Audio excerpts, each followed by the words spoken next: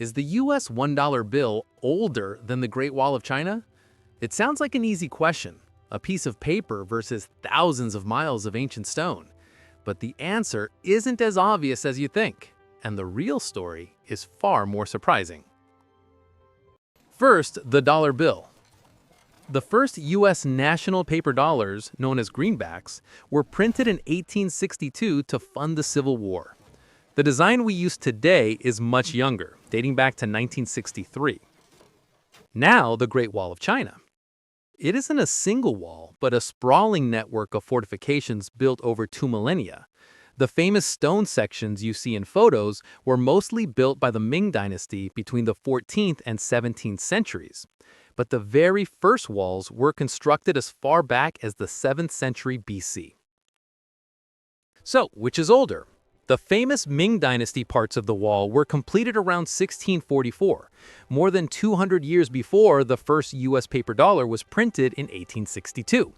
And the wall's earliest sections predate the dollar by over 2.5 millennia. The verdict is a clear, resounding no. The Great Wall is vastly older. But here's the twist. We asked about the dollar bill, not the idea of paper money. Incredibly, paper money was invented in the very same civilization that built the wall. China developed a form of paper currency during the Tang Dynasty, starting around the 7th century AD. To avoid carrying heavy coins, merchants began trading paper receipts called flying money. The government later took over the process, creating the world's first official paper currency centuries before the concept reached Europe. So, is the dollar bill older than the Great Wall? Not even close.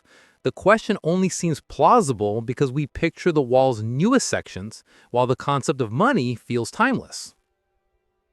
But the real story connects these two icons, a wall of stone and a slip of paper, two revolutionary ideas from the same incredible civilization.